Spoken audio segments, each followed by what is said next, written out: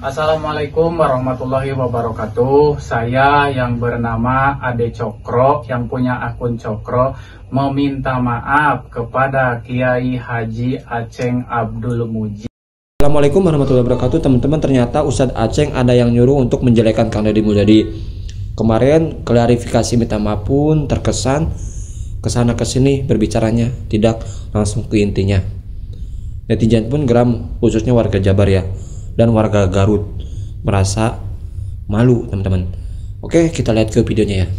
Assalamualaikum warahmatullahi wabarakatuh. Saya yang bernama Ade Cokro, yang punya akun Cokro, meminta maaf kepada Kiai Haji Aceng Abdul Mujib atas kehilapan saya yang bikin gaduh konten saya kepada Kiai Haji Aceng Abdul Mujib dan kepada Pondok Pesantren Al Paujan. Saya beserta alumni, saya memohon maaf yang sebesar-besarnya dan saya tidak akan mengulangi lagi. Sekali lagi saya mohon maaf atas kehilapan dan kesalahan saya. Assalamualaikum warahmatullahi wabarakatuh. Percaya tak? Kita akan membawa Indonesia, kita akan membawa Garut ke depan menjadi kabupaten yang sejahtera, rakyatnya selamat di hadapan Allah Subhanahu wa Ta'ala. Syaratnya apa?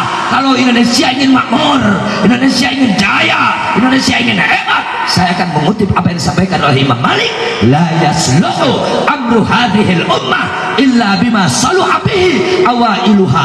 Gak bisa Indonesia bisa jaya, enggak bisa Indonesia bisa hebat. Hei, tolong didengar Pak Prabowo dan Pak Gibran. Hei, tolong didengar Pak Deddy dan Pak Irwan. Hei, tolong didengar oleh Pak Sakur dan Ibu Putri. Hei, tolong didengar oleh Pak Camat, Pak Kapolres, RW dan RT. Gak bisa Garut makmur, Indonesia jaya jika perjuangan tidak mau mengindahkan dan memperhatikan para pejuang-pejuang leluhur kita. Kang Deddy Mulyadi lanjut terus berjuang Jawa Barat, selamatkan Jawa Barat dari kelompok atau aliran-aliran yang sampai hari ini belum siap menerima ideologi negara Pancasila. Kang, pokoknya mah hari dina jalan bener mah sok sanajan ABCD komentar bismillah, insya Allah akan diberi kelancaran dan kemudahan.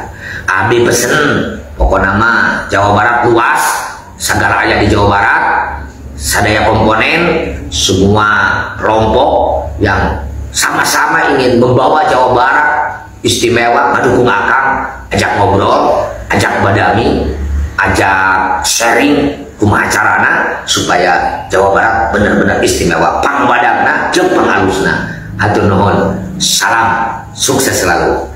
Assalamualaikum warahmatullahi wabarakatuh.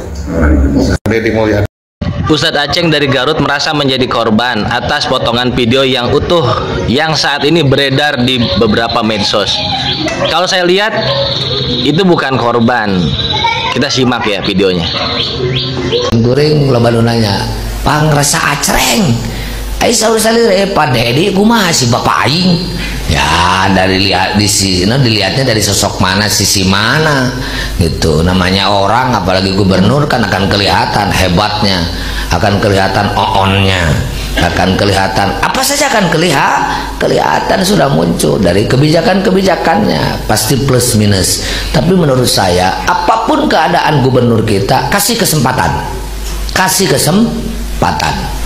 Apa saja yang dilakukan, kasih kesempatan, silakan dia untuk mengekspresikan, untuk menjelajahi. Seperti jelema kakara kawin, ulah waka ngatur pamajikan, cet perhatikan lah.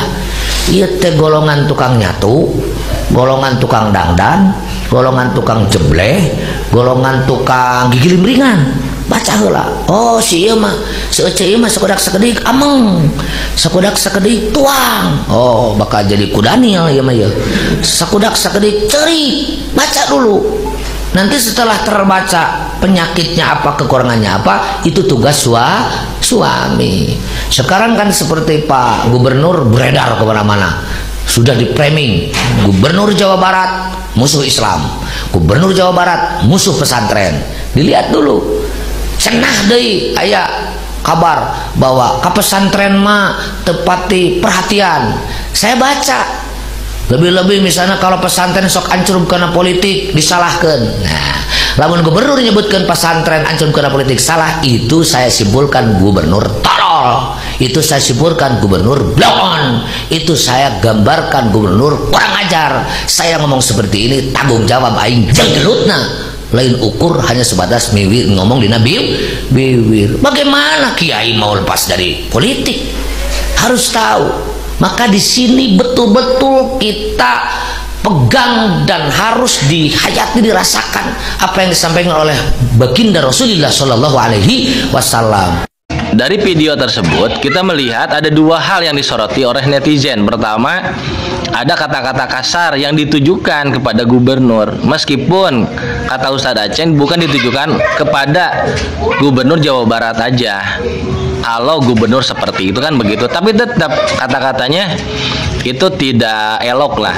Kemudian ada kata-kata ngajak gelut, ngajak berantem. Kan Ustadz Aceng itu banyak jamaahnya. Kalau dilontarkan oleh orang biasa mungkin tidak menjadi polemik seperti ini, tapi karena dilontarkan oleh tokoh agama seperti Ustadz Aceng yang banyak jamaahnya, jadi rame seperti ini.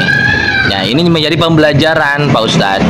Harusnya Ustadz Aceng belajar kepada ahli pedang. Kata ahli pedang, seseorang bisa lulus menjadi ahli pedang ketika bisa membelah kapas yang melayang di udara. Jadi kelembutan tidak bisa dikalahkan oleh kekerasan, baik kekerasan berbentuk ucapan maupun perbuatan. Itu Pak Ustadz Aceng. Ini ada klarifikasi dari Ustadz Aceng. Harusnya Pak Ustadz Aceng gak usah panjang lebar, sampai 20 menit loh ini klarifikasinya.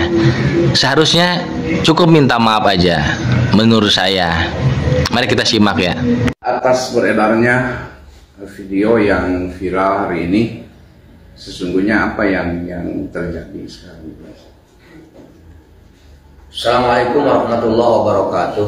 Waalaikumsalam warahmatullahi wabarakatuh. Terima kasih kepada sahabat wartawan yang hari ini adalah bertanya terkait video yang lagi viral di TikTok, di Facebook, dengan media sosial lainnya, sehingga kesempatan ini saya bisa memberikan penjelasan.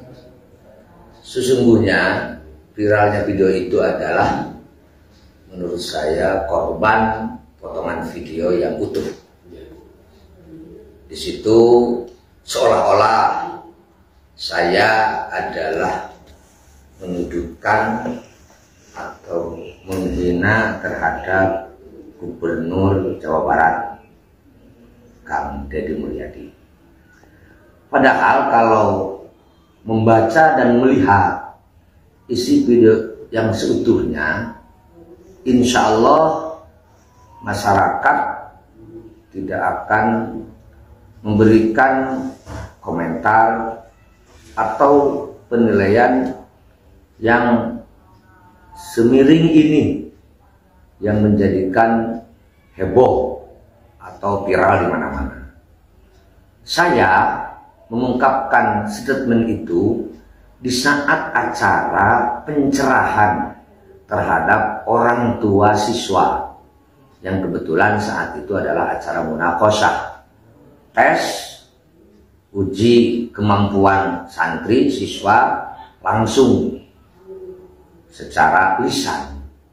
Saat itu saya memberikan motivasi kepada para santri, kita harus berupaya maksimal menjadi muslim muslimah yang baik, yang islami, yang qurani, yang sikap dan perilakunya walaupun sangat sulit, ya sudah barang tentu saya sendiri juga merasakan sangat sulit melaksanakan, cocok dengan ajaran Islam, cocok dengan ajaran Quran.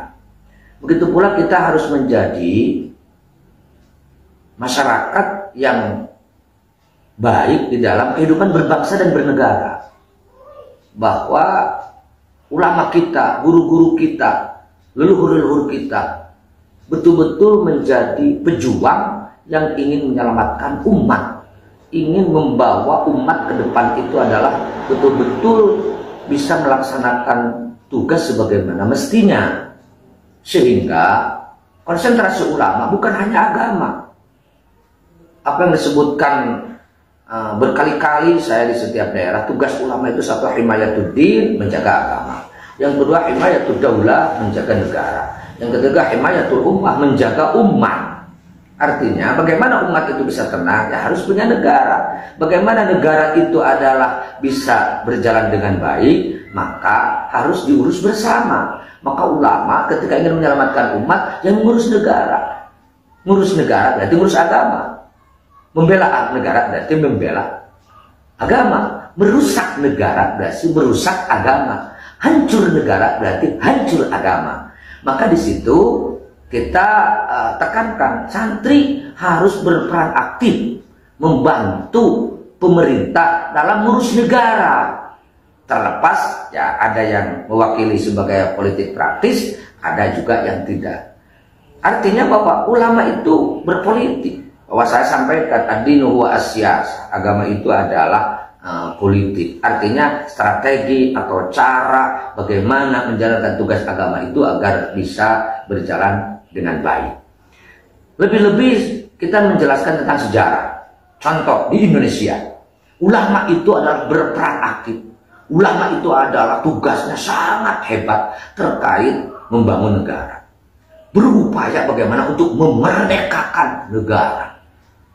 Kalaupun ada beberapa aktivis organisasi seperti ada Muhammadiyah, ada SI, ada NU, itu semuanya adalah tidak tinggal diam. Bagaimana di saat penjajah negara kita segera merdeka. Itu kan terkait ngurus negara atau sesuatu hal yang berurusan dengan politik. Kemudian di saat negara setelah merdeka diganggu, ulama berperan aktif. Sampai akhirnya sekutu yang Inggris dengan Belanda bersatu ingin menjajah kembali Indonesia. Lalu saat itu adalah Pak Soekarno cukup kebingungan harus apa yang dilakukan karena itu kekuatan besar.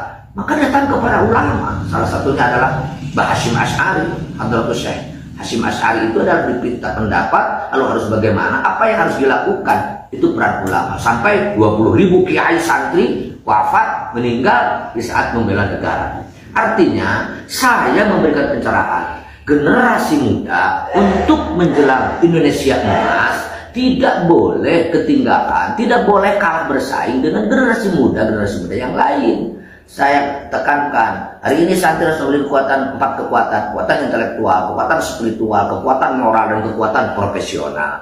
Sehingga semua kekuatan itu adalah kita kerahkan untuk berjuang membela agama dan membela negara.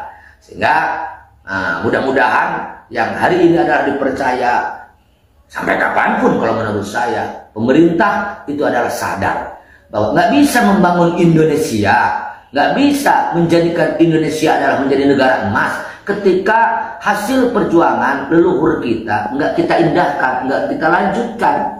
Kita tinggalkan konsep-konsep ulama terdahulu karena kita pintar, karena kita hebat, karena kita lebih tahu. Saya nyatakan itu adalah nggak bisa. Saya mengutip saat itu adalah apa yang disampaikan oleh Imam Malik, la yasluhu amru hadhil ummah illa bima saluha bihi awailuha. Nggak bisa kita menembus kepada kejayaan perjuangan negara kita manakala kita tidak menghiraukan atau tidak mengindahkan harapan keinginan leluhur-leluhur kita. Apa maunya? Indonesia ingin menjadi negara baldatun thayyibatun wa rabbun ghafur, makmur dalam keadilan, adil dan kemakmuran, dan mendapatkan ridha Allah Subhanahu wa taala. Nah, sehingga jika ada pemerintahan tahu jasa para ulama, tahu kiprah para ulama, tahu kontribusi ulama yang notabene sudah barang tentu identik dengan pesantren, lalu ulama seolah-olah atau pesantren gak usah ikut-ikutan dalam politik. Ya nggak bisa. Siapa yang mau menggiring, memilih presiden, memilih gubernur, memilih bupati, memilih kepala desa, masyarakat? Salah satunya kalau bukan kekuatan para ulama.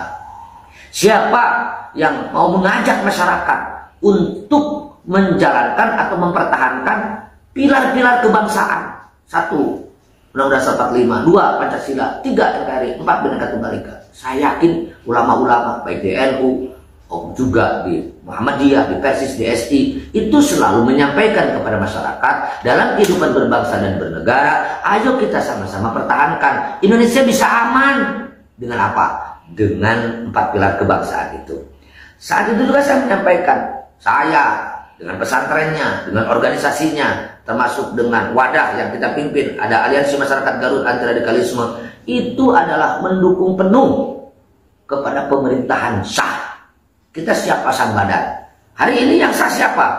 Ya kalau presiden Pak Prabowo dengan Pak Gibran. Yang kedua di Jawa Barat Pak Dedi dengan Pak Erwan. Di Garut Pak Syakur dengan Ibu Putri. Ya kita berkali-kali bahkan deklarasi resmi kita mendukung pemerintahan sah. Bahkan saya tambahkan dengan catatan pemerintah itu adalah konsisten, konsekuen terhadap komitmen menjaga pilar-pilar kebangsaan. Yang 4 itu Bhinneka Tunggal Ika, NKRI, Undang-Undang 45 dan Pancasila. Bagaimana dengan pernyataan saya bahwa kata-kata seperti tolol dan lain sebagainya itu ya jika, saya kan jika bahasa Sundanya lamun pemerintah ternyata tidak mau menghargai para ulama, tidak mau mengajak dan menghargai pesantren di dalam menjalankan tugas ngabdi terhadap negara, menjalankan tugas terhadap kenegaraan. Yakin namanya orang yang tidak menghargai orang tua, menghargai leluhur, memahami ulama, yaitu tolol namanya. Yaitu adalah kurang ajar, yaitu adalah blow on. Maka saya sampai menyatakan apa yang saya